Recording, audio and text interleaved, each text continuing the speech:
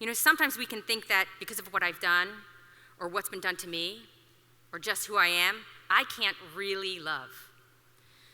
It can be easier to pour my energy into what I'm good at, what I can do. And everyone admires me, but my heart is atrophied. This fear chokes the third desire of a woman's heart, to be a mother, to be fruitful in love. A woman's love, your love, is meant to be fruitful. When the Lord created woman, he entrusted her with his treasure, the pinnacle of creation, the human person. Our physical bodies are literally have room for another person. This is so amazing. I mean, right? Our physical bodies literally have room for another person. But you know, our hearts do too.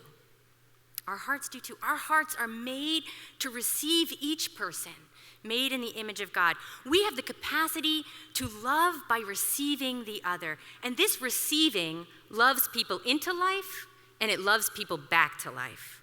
We need this maternal love. We need your love more than ever before. Blessed Paul VI, at the closing message of the Second Vatican Council, said this. He said, "The hour is coming, in fact has come, when the vocation of women is being acknowledged in its fullness, the hour in which women acquire in the world an influence, an effect, and a power never hitherto achieved." He wasn't talking about women CEOs. When a woman is loved and knows it, she cannot help but tell people. You know, in an average day, a woman speaks 20,000 words to a man 7,000. God totally planned this. Do you think it was a coincidence that Jesus appeared to Mary Magdalene first on the morning of the resurrection? No coincidence. If it was one of the apostles, we'd be waiting like days, months, possibly years to hear the details, right? Now, the Lord knows that once we encounter his love, we will tell everybody, right? We will tell everyone. We are amazing evangelists. But more than talking about his love, women have a capacity to love him in return, right? To love him in return in a total self-sacrificing way. Who was at the foot of the cross? Next to St. John the Evangelist, only women, right? God has always chosen the power of a woman's maternal love, a power every woman can exercise regardless of marital status, to stand up to and in contrast to evil. Maternal, self-giving love has the power to heal the world. And when women say yes to maternal love, men are more able to say yes to the love that only they can give. We're friends with a high-risk OBGYN in New York City, Dr. Elvira Paravicini. And a few years ago, a young, unmarried, inner-city couple came to her. They came to actually her OB group at this hospital.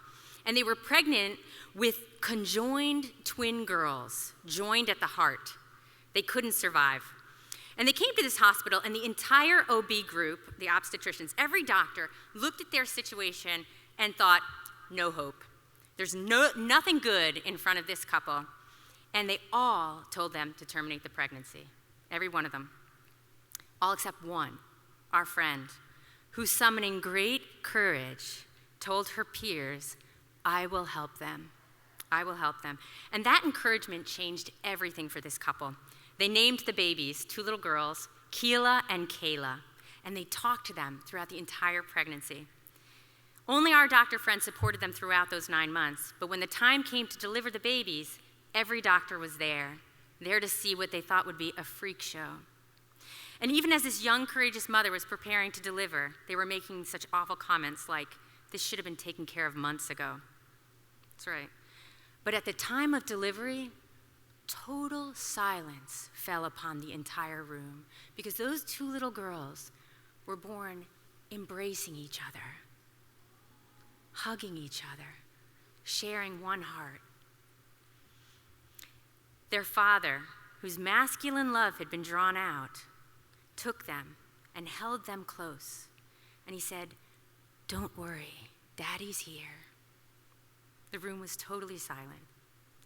And the doctor asked the parents, "Would you like them to be baptized?" And they said, "Yes." And she took water and she began, "Keela, I baptize you And the teenage dad interrupted. He said, "Wait, stop, that's Kayla." Every person in the room was crying. Was there real suffering in that room? Yeah, you bet. Was there courage? Wow, yes. Was there a yes to God, which allowed the suffering not to have the last word? Oh yeah, and it changed everything. Those girls were not only allowed to live for the short time they were here, but a new life, a life that overcomes death, was given them. And we'll meet them in heaven. Think about the love with which they'll greet their parents. Think of the love with which they'll greet that doctor who gave new life to many through her courage.